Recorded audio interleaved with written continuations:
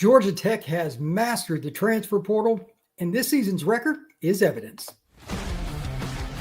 Locked On presents The Portal, the daily podcast covering college football recruiting and everything NIL. Part of the Locked On Podcast Network. Your team every day. Portal Podcast, where you get your daily recruiting, NIL, and transfer portal scoop. I'm your host, Brian Smith, longtime college football recruiting analyst. Thank you for making the Portal Podcast a part of your day each and every day right here on the Locked On Podcast Network. We are brought to you by our friends at Game Time. Download the Game Time app, create an account, and use code LOCKEDONCollege for $20 off your first purchase. We're going to be talking about all the things that are going on with the commitments, decommitments, in particular Penn State. We're going to get to that a little bit later in the show. There's some schools that are benefiting, even Oklahoma going back east to steal one of the recruits that was committed to Penn State. We're also going to start with this, and it's a great story. Georgia Tech, they hadn't been over the 9-win mark since 2014 when they won 11 games, but it looks like they've got a great chance to win 10 games or more this year. Brent Key and his staff rebuilt his alma mater, and they've done so the right way, being strategic with the transfer portal. Let me explain this. If you take nothing else from this, it shows how hard the portal is, but Georgia Tech has made some smart moves because A, they let a bunch of guys walk. If they wanted too much money or if they didn't fit the culture, they let them go. That's first thing. You got to get the wrong people off the bus.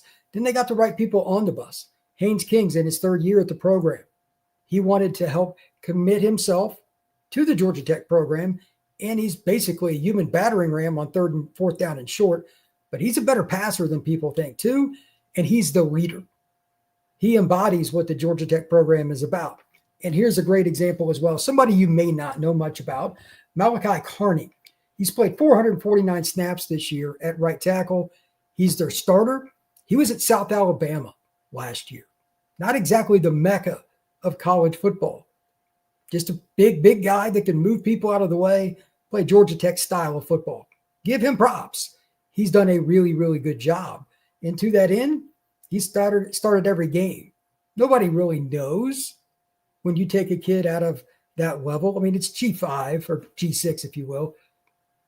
But Georgia Tech took a chance on him because they knew that he would fit. He's 6'4", 335 pounds, and they need road graders at Georgia Tech. They do. He's done a great job with it. Next, this is another example, a kid that played at Mercer. It's one thing to be at South Alabama. This kid played at Mercer.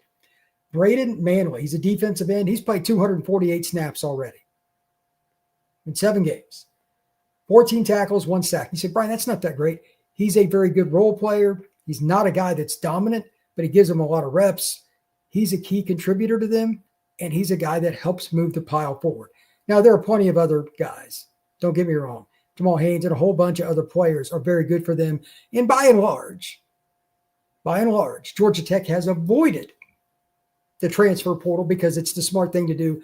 They have recruited players that fit their profile, redshirted when they could, let kids come through the program, and incrementally just move their way up the ladder. It is old school.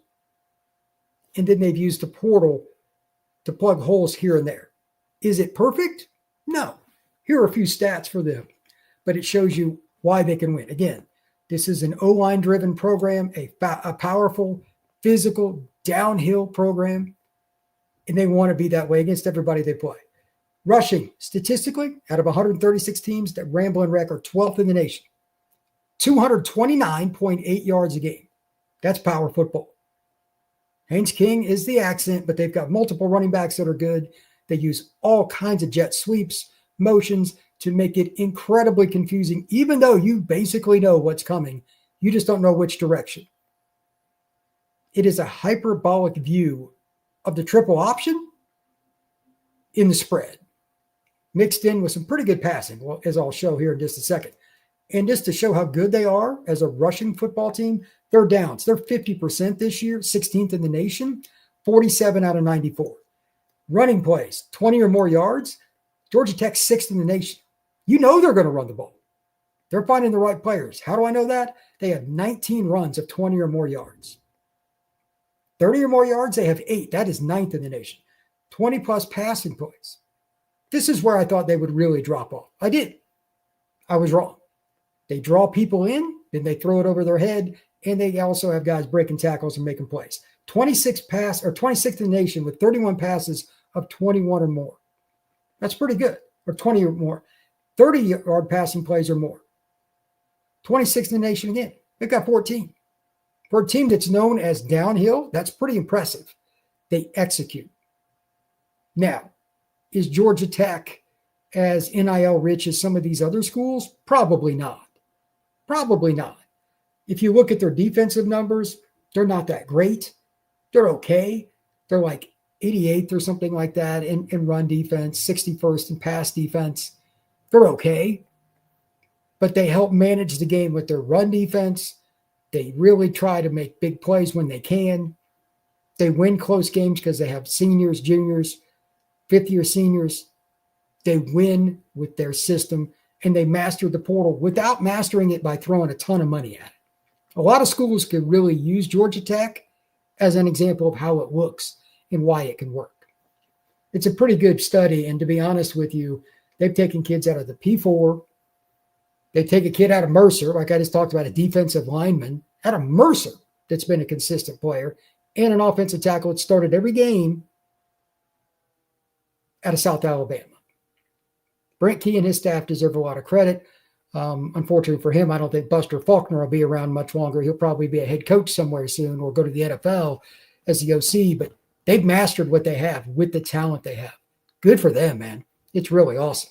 When we come back, we're going to talk about the latest commitments, and we're also going to talk about the latest decommitments here on the Portal Podcast.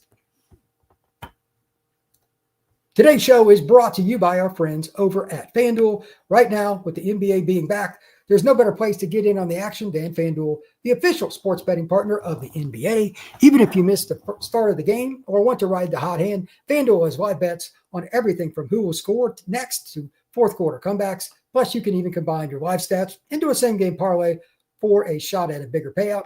It keeps every game exciting, especially when your team's making a late push. Right now, FanDuel is giving new customers $300 in bonus bets when your first $5 bet wins. Head over to FanDuel.com to sign up and play your game with FanDuel, the official sports betting partner of the NBA. We are also brought to you by our friends over at Game Time. College football is rocking right now. It really couldn't be much more exciting with all the upsets, all the coaching carousel stuff. It's crazy. And of course, the games themselves, the tailgates, the rivalries, and everything that's going on, the energy in the stands, nothing quite like being at a college football game. But let's be real, actually getting tickets can feel more like a battle than the game itself. Endless queues, hidden fees, and prices jumping out at you at checkout. That's why I use Game Time, where it's a lot easier, and it's the app that gives the advantage back to the fan, you. For for Game Time, you have the option to do a lot of different things. But the number one thing here is you can get in and out quick. Tap it, find your team, and then just click on a seat. You can see your seat view right there. It's not hard at all. It's very straightforward. And to be honest, you can be in and out in 5 minutes with your purchase done and not having to worry about any tricky prices or anything. Take the guesswork out of buying college football tickets with Game Time. Use code LOCKEDONCollege for $20 off your first purchase. Terms apply. Again, that's promo code LOCKEDONCollege for $20 off. Swipe, tap, ticket, go. Download the Game Time app today. Thank you once again for making the Portal Podcast a part of your day each and every day right here on the Locked On Podcast Network. I'm Brian Smith, longtime college football recruiting analyst. Thank you for coming in and checking out these live shows. We're going to be doing them every day at noon Eastern time, talking about the latest commitments and everything. So let's get started. First off, Penn State over the last few days has taken more hits, 3 to be exact. Darrell Carey, safety out of DeMatha, one of the most famous programs in the country in Washington, D.C., has decommitted. Jasir Rogers out of Delaware, one of the most electric receivers. That kid is decommitted as well. He's from Delaware, and he's a SWAT that Penn State doesn't normally get. He's flipped his commitment to Oklahoma. And then Jazeel Hart, a guy that could have played receiver or corner or safety. He's a kid out of Virginia. He has flipped his commitment from Penn State to North Carolina. We also have Jaden Bauer, to safety out of Manchester High School in Virginia. He's made his commitment to West Virginia. We also have Josiah Jefferson out of Southwestern College on the edge of L.A. He's a JUCO kid. USC gets a really good pickup here. 6'5", 230 pounds. He was committed to Utah. He flips to the Trojans. We also have Kervin Johnson from Tioga, Louisiana. He's going to LSU. This is one of those famous situations. LSU gets a small town kid that wanted the LSU offer. They finally offered him 6'2", 200-pound wide receiver. Good for them. Good for Mr. Kervin Johnson. Take advantage, young man. Get a chance to go play for the LSU Tigers. So that's a big deal. Thank you once again for checking out the Portal Podcast. I'm going to do some picks later this week, talk about some of the best programs in the country, kind of battling to see who gets in for the playoffs. I think there's going to be a few surprises. We'll be talking to you soon, right here on the Portal Podcast.